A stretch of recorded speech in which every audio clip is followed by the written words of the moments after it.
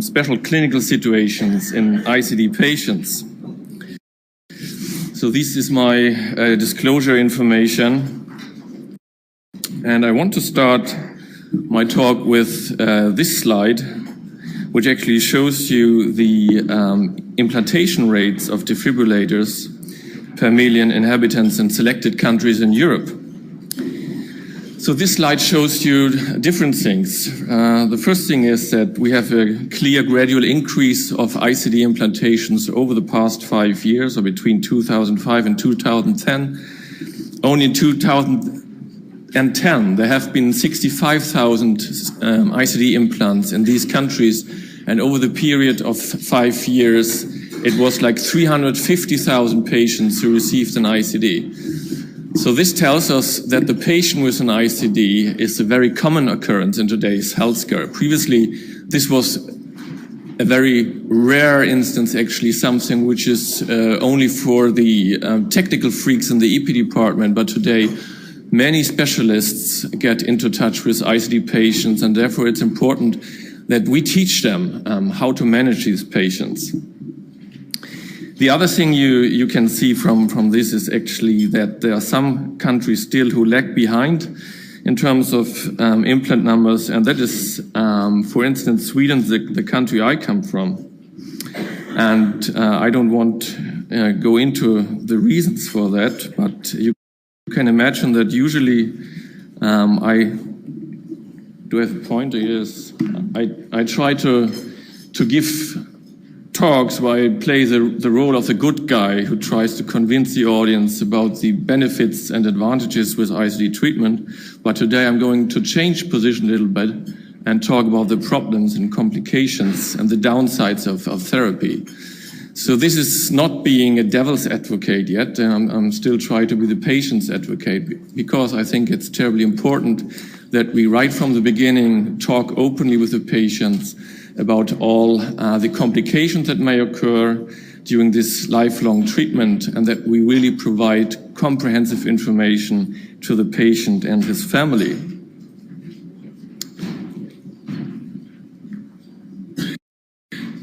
So the topics I want to touch upon today is the shock issue and electrical storm.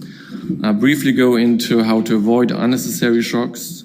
We will talk about ICD and driving, pick up some issues that get important at the end of the patient's life, and I want to wrap up with 2 slides on the patient-informed consent. So ICD shocks is a really complex issue, and that is due to several points. So firstly, the patient who is coming to your clinic because of ICD shocks presents with symptoms that are caused by implanted technology and not by the biology itself. So we are obviously used to treat organs and organ dysfunction, but here many times it's a technical issue and due to implanted technology. The ICD shock may occur with or without arrhythmia. The patient may present with mild or very severe symptoms with hemodynamic compromise. Many times there's severe underlying heart disease. I mean, this patient population usually is very complicated. They have severe heart failure, advanced ischemic heart disease, and a lot of comorbidities. Many of these patients have distress and anxiety, which I think plays an important part in the game. And many times we also observe physician anxiety. Many of our colleagues don't feel comfortable in taking responsibility for these patients because they fear there might happen something which the device, which they don't understand. So this table provides you a summary of the different types of ICD shocks we talk about. So traditionally we have been dividing between appropriate and inappropriate shocks, where appropriate shocks are those given for a life-saving arrhythmia or for the reason to save the patient's life in case of ventricular fibrillation or ventricular tachycardia. However, we have learned that many of the previously called appropriate shocks are completely unnecessary, and that is if they occur in a VT that is hemodynamically tolerated, or which is non-sustained and spontaneously converting, or in hemodynamically tolerated VT that is sensitive to anti-tachycardia pacing.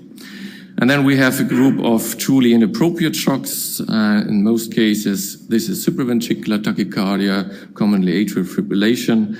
And then we have this group of different types of signal misinterpretation with T-wave oversensing, atrial far field sensing, double, triple sensing, myopotential, lead and connector block issues, and electromagnetic interference. So the other talks will go into further detail with these problems.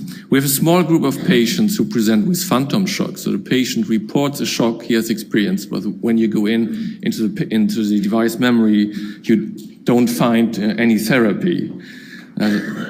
This sometimes occurs. I don't want to go deeper into this during my talk today. So the quintessence of this is that all shocks that are not life-saving are basically unnecessary.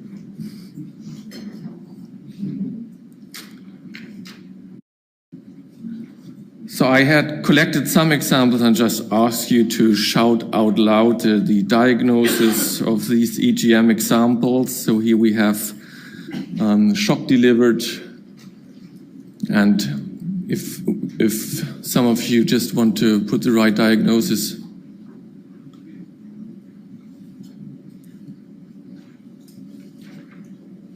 This is an appropriate shock given on ventricular fibrillation. The next one, is this an appropriate or inappropriate shock to the atrial and ventricular channels, more A's than V's. And this is clearly inappropriate shock in a patient with atrial fibrillation at rapid ventricular conduction. The next one,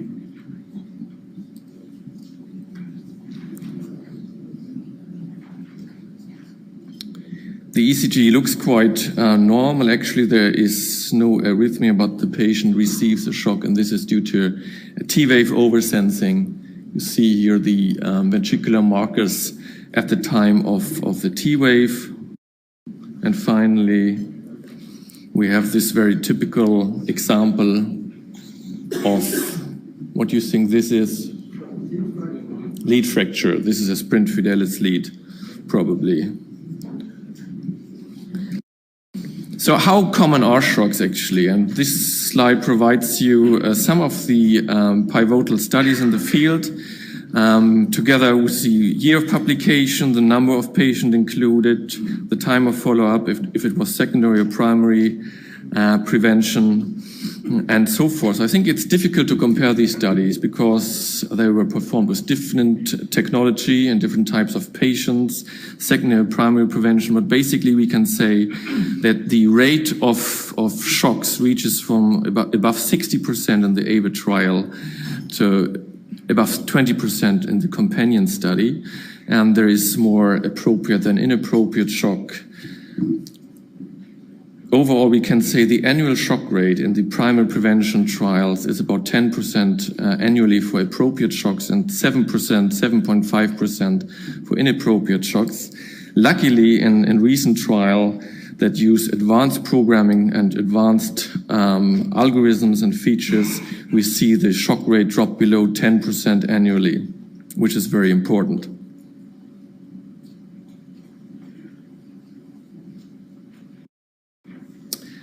This slide shows you the patients receiving one or more shocks in the MEDI2 study, and you recognize that shocks most often occur in terms of a cluster. 54% of repeat episodes occur within 24 hours, and 67% within 1 week, 93% within 6 months. You can also see that patients who start receiving one shock for a VT have an increased shock of receiving another shock just for VT. And those who have typically ventricular fibrillation used to get another shock for ventricular fibrillation. How common are shocks and how can we weigh the ICD risk with benefit? So this is a simplified chart which shows you 100 patients who may be included in the SCATHEF trial and have been followed for 45 months in the study. So regardless if they had been randomized to the ICD or control arm, 22 patients would have died within this period. and only about 7 patients would have survived due to the ICD therapy. On the other side, you can say that 16 patients would receive at least one appropriate shock, 11 would receive at least one inappropriate shock, and 7 patients would receive both types of shocks. So as a cynic, you could say that to save the life of these 7 patients, 34 patients had to suffer from shocks. And of course, there's some overlap between the groups, and in SCAT-HF, the simple shock box was used. But actually, even today, there is this kind of relationship between a relative limited survival benefit and a real risk for complications of therapy, importantly for inappropriate and appropriate shocks. This slide shows you again from the SCAT-HF trial what impact ICD shocks have on the prognosis of patients. And in the upper panel, you see that for patients who receive at least one appropriate shock, the hazard ratio for death was about 6. So they had a 6-fold risk of dying compared with patients receiving no shocks. And interestingly, this risk was even increased for patients who received at least one inappropriate shock. So they had a doubled risk of dying. And patients with both types of shock had a very high risk of mortality, about 11. Or another way to present it is with the increasing number of appropriate or inappropriate shocks, your hazard ratio for death is increasing. So these figures were adjusted for baseline prognostic factors already, and the most common cause of death were progressive heart failure. So what is the explanation for this phenomenon? And what are the possible associations between shock therapy and dismal prognosis? Well, VT and VF may be a harbinger of end-stage heart failure. VT-VF may also be a marker of progressive ischemic heart disease.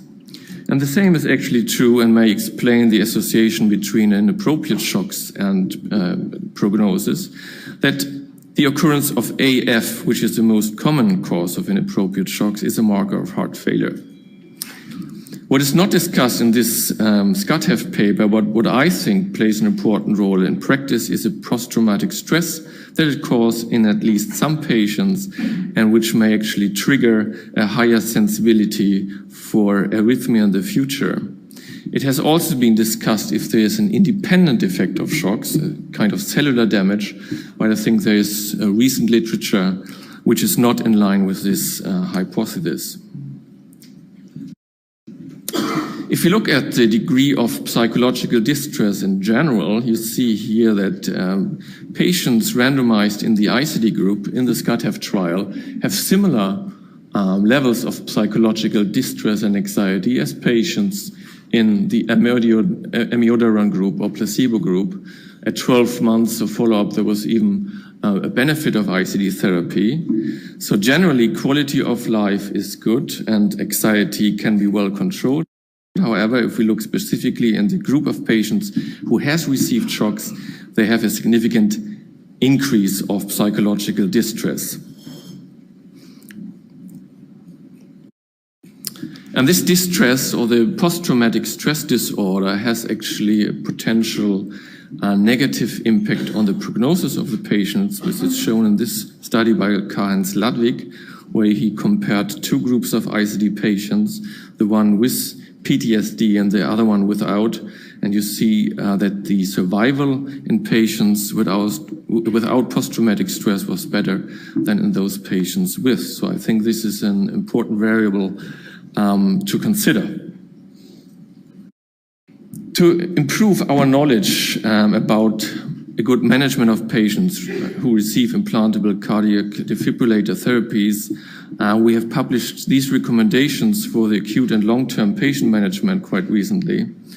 And I want to go through some of the chapters of these papers, of this paper, which you can download from the EuroPace homepage. So the basic recommendation is that in patients who experience one or more ICD shocks, due to the potential clinical instability and due to the potential risk situation of the patient and due to the potential severe symptoms, they should be evaluated by a clinical expert in due course. And that means if there's a single shock or 2 shocks delivered in a short sequence, And if the patient has no persisting severe symptoms like shortness of breath, rapid palpitation, anxiety, and so forth, he should contact the ICD clinic within the next working day. We can easily do that by using remote monitoring as well and contact the patient over the telephone, which is a great advantage in patient management these days. However, if the patient has persisting symptoms or if there have been multiple shocks delivered, he should seek immediate medical evaluation at the emergency department or, if possible, at the responsible ICD clinic. And what is done in the acute setting, in the emergency room or in the ambulance is summarized in these slides. I think most of you probably know how to do that, but again, I want to stress the point that in the hospital, I think it's our duty to go out and teach our colleagues in the emergency department or in internal medicine what to do. Because especially in the first minutes or hour, there can many things go terribly wrong.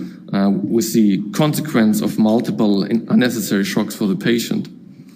So in the situation of cardiac arrest, you just perform routine CPR, and many physicians actually have complaints that they may receive shocks themselves, but this is completely no problem. If you are anxious, you can take some pair of gloves, which will decrease the sensation of electrical shocks from the device, but this is no problem. Just apply routine CPR. If there's a tachycardia with hemodynamic compromise, you can apply external DC shocks, and the therapy of choice is IV amiodarone or beta blockers. And if you have stable hemodynamic situation, just give appropriate drug treatment, consider ICD reprogramming and delivery of external ATP. As you know, for repetitive ICD shocks without or with tachycardia, but with no hemodynamically symptoms, just put a magnet on the patient to prevent further shock delivery. For the patient, it's tremendously important and a great difference if you receive 3 or 30 shocks. Very important, ensure there's a continuous monitoring, and the EP colleague will be very grateful if you provide him a 12-lead ECG with the VT morphology, which is very helpful to plan the ablation procedure.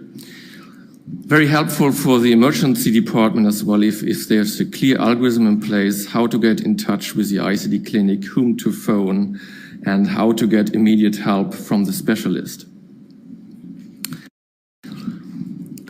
In the acute setting, and even later on, of course, but even in the acute setting, I think it's important to do some assessment of the patient's stress and of the patient anxiety.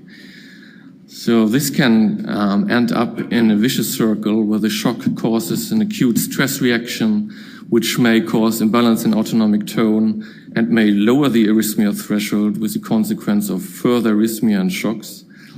And the development of chronic anxiety, post-traumatic stress, and depression. I think there are some very simple things we can do and we should do and devote some time to this. And this is simply for asking the patient how he's feeling, his perception, his interpretation of the shock. Some patients have very weird interpretation of what is going on technically. They think this is a device failure and so forth. So it's important to explain the patient what is happening. Ask for feelings of anxiety, helplessness, or panic, and ask if there are already available sources of support within the family or maybe the medical system. And if there's a traumatized patient, you can apply benzodiazepines or consult a mental health expert, which actually is helpful in a certain percentage of patients. And I recommend to all ICD clinics that you have a formal contact established to a mental health expert, which you can consult in this type of situations. Then afterwards, after the more acute measures have been taken, there are general measures which should be considered. You have to evaluate the patient concerning his ischemic heart disease. Often angiography is performed or revascularization discussed. What is about his heart failure situation? Can we optimize device programming? In ICD patients, is there an increased rate of right ventricular adverse pacing? Or in CRT patients, is there a low degree of biventricular stimulation? For this purpose, you can use the device diagnostics, even for heart failure management, like the Optival fluid index, heart rate variability, physical activity. We saw a very nice example in the presentation of Haran. And a very good intervention many times is to perform his ablation if there's inappropriate therapy for rapid atrial fibrillation. His ablation is perfectly effective to abolish this risk in the future. In terms of medical treatment, the #1 choice always is beta blocker, which should be increased in dose.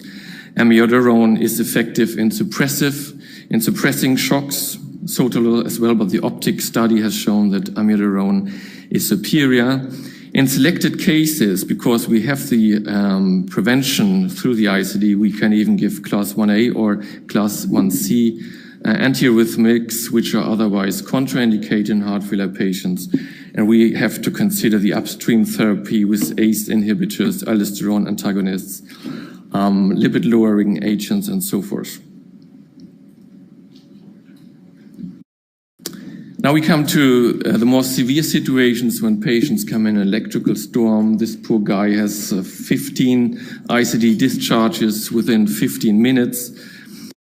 And the definition for electrical storm has been agreed upon, that it is 3 or more distinct VT or VF episodes within 24 hours. Electrical storm has been reported in between 5 or 40% of ICD patients in the different trials, and it's actually more common in secondary prevention compared with primary prevention.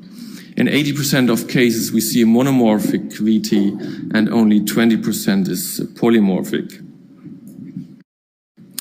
Actually, in the majority of cases, there is no apparent cause, and only sometimes we have a potential triggering factor that we can identify, like drug treatment, if there is a pro-arrhythmic effect of drugs, like, for example, quadrone itself can cause a prolongation of the QT interval, or if the patient has been non-compliant and has not taken his anti-arrhythmic medication or his heart failure medication, for instance. There may be worsening heart failure with ventricular dilatation and wall stress. There may be myocardial ischemia, emotional stress and anger, alcohol excess, electrolyte abnormalities. And some studies have reported that there is an increased incidence of electrical storm in the early postoperative period. So what can we do in these patients? So the first thing to consider is, of course, if there is a reversible reason for the electrical storm and we need to correct drug side effects, electrolyte disturbances, or treat the myocardial ischemia or heart failure. So the first line drug of choice is always IV amiodarone, and class 1 antiarrhythmic drugs are only given on exception. Please note that applying antiarrhythmics, amiodarone for instance, may lead to an increased arrhythmia cycle length, which may require that we reprogram the ICD. If there's a polymorphic VT in these patients, traditionally we have given intravenous magnesium or potassium. I think there is a very low level of evidence for this treatment. Overdrive pacing can be effective to suppress long short sequences. For the same reason, we sometimes give isoproterenol to increase heart rate, and this has been shown effective, particularly in long QT syndrome patients. Otherwise, beta blockers are, again, an important therapy, and revascularization needs to be considered. Today, not a first-hand alternative, but a therapy that is given early in the course of the disease is catheter ablation.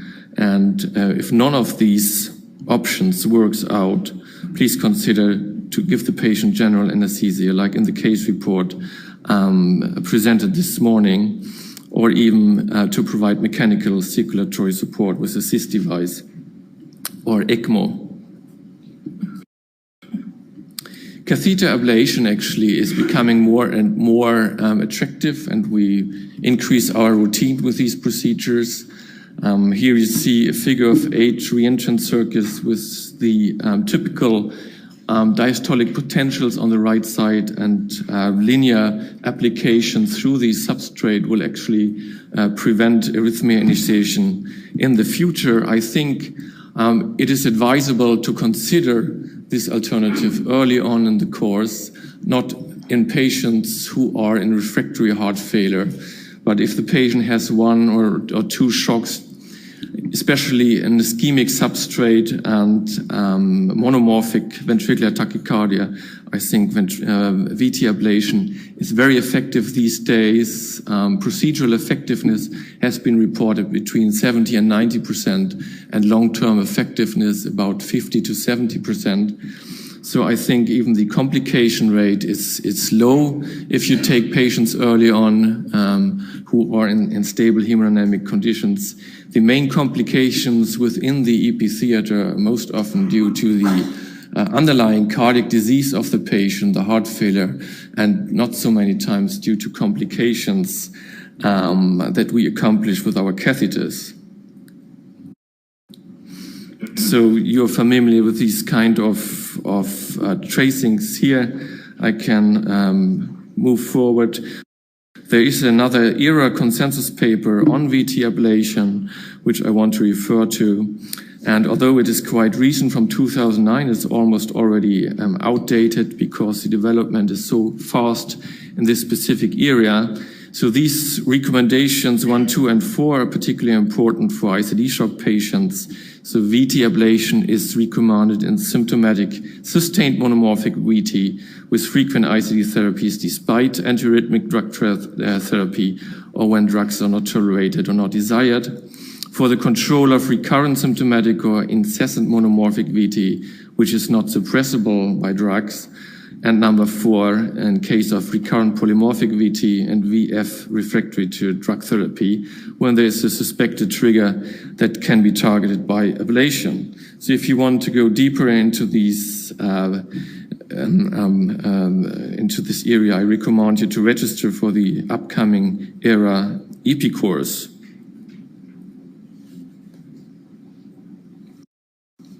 So what can we do then to minimize unnecessary shocks? And the main programming aims are actually that we treat VT with anti-tachycardia pacing, that we prevent detection of non-sustained VT, and that we optimize the SVT-VT discrimination and prevent oversensing. I think many of the other speakers will provide you comprehensive information to this. But basically, concerning ATP, it has been shown here in the pain-free trial that ATP is very effective to stop ventricular tachycardia, even in the fast VT zone. So in the pain-free, the majority of episodes was regarded slow VT, 58%. There was 32% of fast VT and 10% of VF.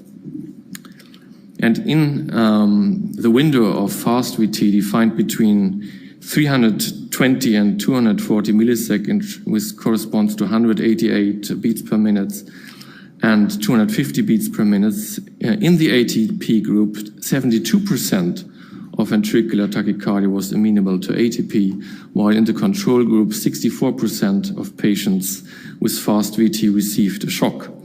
There was only 1 ATP therapy programmed in the pain-free trial. These days, we may program up to 2 ATP therapies in the fast VT zone. If you look further into data from the pain-free, it has been shown that ATP is safe and effective in the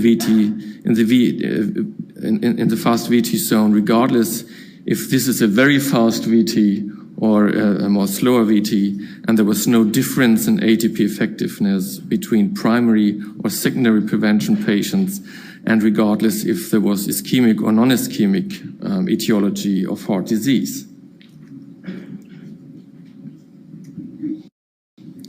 Concerning the time to detection of VT and VF, this slide shows you the strategy used in the PREPARE trial, where they increased the number of intervals detected from 18 out of 24 to 30 out of 40. This means a very small increase of ventricular tachycardia duration from about 5.4 seconds to 9 seconds.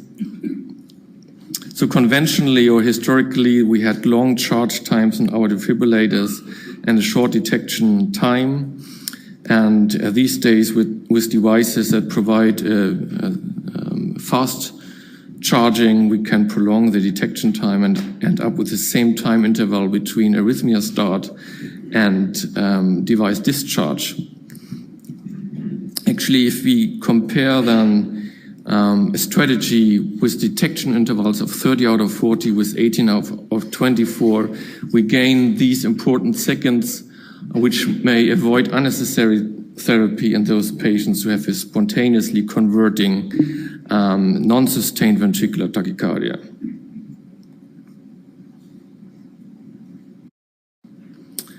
And this slide shows you the evolution of programming strategies.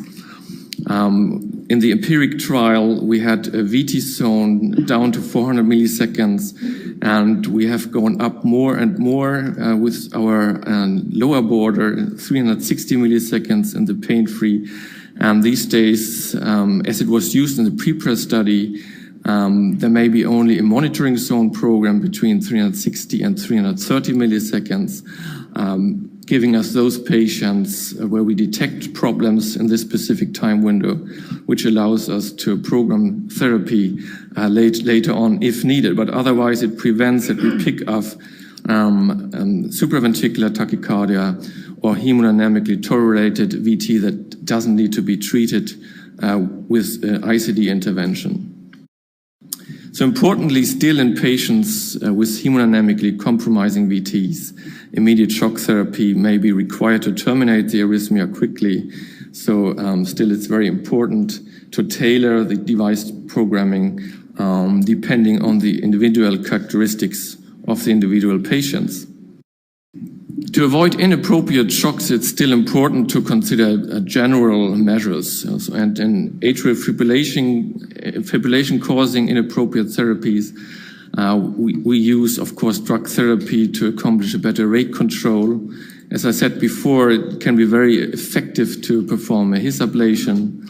And for rhythm control, we can choose between drug therapy with antiarrhythmics and PV isolation. Of course, ablation therapy is tremendously effective in atrial flutter, AVNRT, WPW or EAT, and sinus tachycardia can be effectively treated with increased dose of beta blockers or calcium channel blockers. So don't forget this piece of general medicine. It's not only the device programming that matters, so we are still doctors and need to optimize the background therapy of the patients.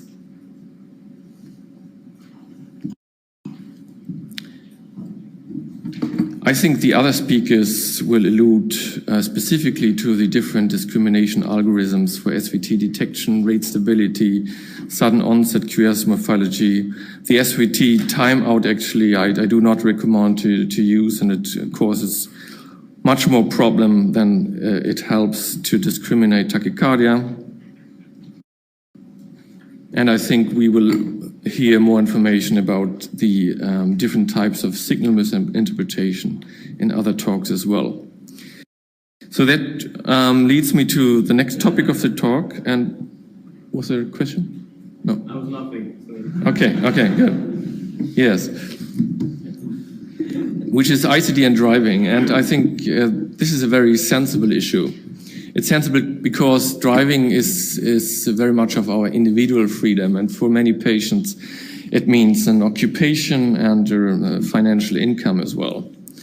So I think usually I have a good relationship to my patients, and at least I acknowledge that I try to do my best.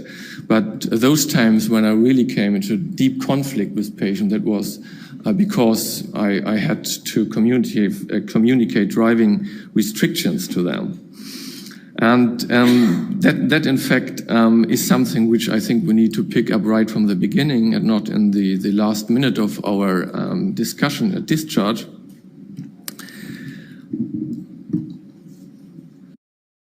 So there is another consensus paper from EHRA, which is a very good and recommended reading, but please note that they apply different rules across the different countries in Europe, and you still have to check the specific rules that apply to the country you work in.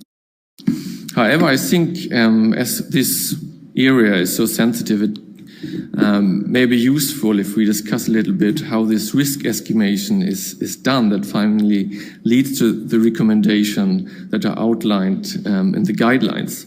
And actually it has been agreed upon that the annual risk of harm to others can be calculated by the time spent driving times the type of ventricle that is driven times the annual risk for sudden cardiac incapacitation in an ICD patient that drives times the probability of an accident that may happen if the patient suffers from syncope or ICD discharge or even sudden cardiac death.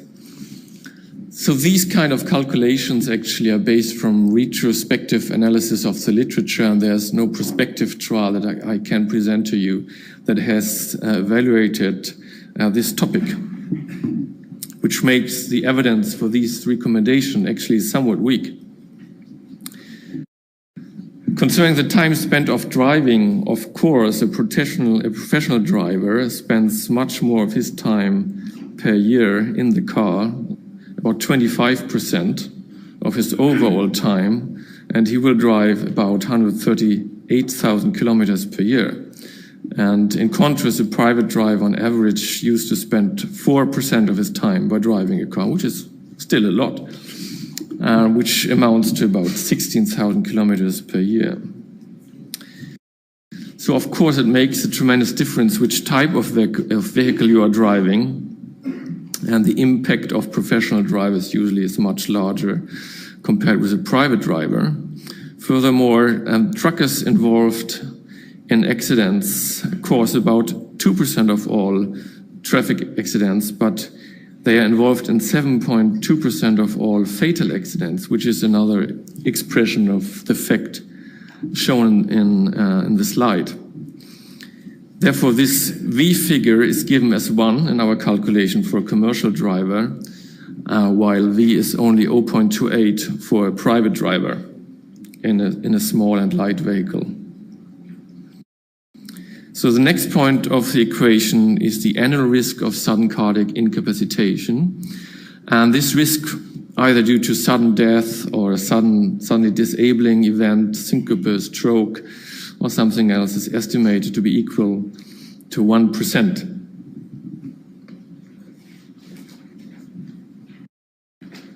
And finally, if such a clinical event occurs, what is the probability that it leads to an accident?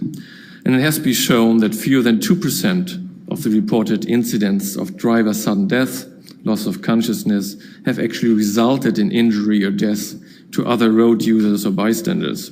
So therefore, this AC figure in our calculation is 0.02 for all the drivers. So when we go back to this equation actually for a professional driver, if we accept a risk of 0.005%, which appears to be generally acceptable, it means that he is like driving 25% of the time, has an impact of his vehicle of 1, has a risk of sudden cardiac incapacitation of 1%, and a further risk that this leads to an accident and harm to other fellow traffickants of 2%. And opposite, for a private driver with a similar acceptable risk, we end up with this calculation. So he is driving the car a shorter period of time per year, but then actually we can allow him to have a much higher risk of cardiac events, to end up with the same risk of harm to others that seems to be acceptable. So this means the private driver with a 22% annual risk of sudden cardiac incapacitation poses no greater threat to the public than the heavy truck driver with a 1% risk. And the consequence of this is that we have a permanent driving restriction for professional drivers down the entire list. So this concerns ICD implantation for secondary prevention and primary prevention. And if there is a professional driver who is driving despite this, so he should be prohibited from driving after appropriate or inappropriate therapies, after ICD replacement, after replacement of the lead system. In other words, you could say if there is an individual who is in such severe cardiac disease that he has an indication for an ICD, he should be prevented from driving regardless if he is refusing the ICD implantation or not.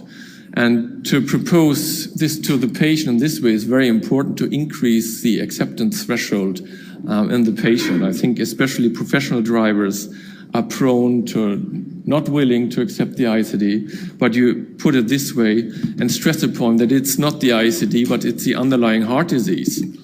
I think it will make the ICD implantation more acceptable to the patient. I think sometimes it's unfair that we need to propose these things to our patients. I don't think that one of my colleagues who sees the same patient with the same cardiac situation at another time will ever discuss driving restriction. However, it happens to be that the ICD implantation is such a well-defined marker of severe cardiac disease and such a well-defined incidence that the guidelines have been arranged around this.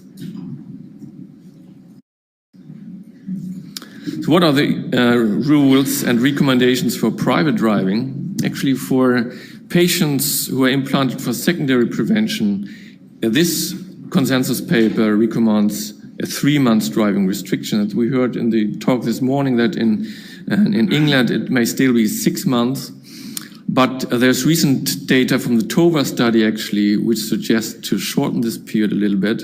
And why 3 months? This is because data shows that the risk for another ventricular tachycardia is greatest the first months after previous arrhythmic events. It is still high after 2 and 3 months, but then drops significantly. So there's a high risk period during the first 3 months, which motivates a driving restriction for patients who are implanted for secondary indications.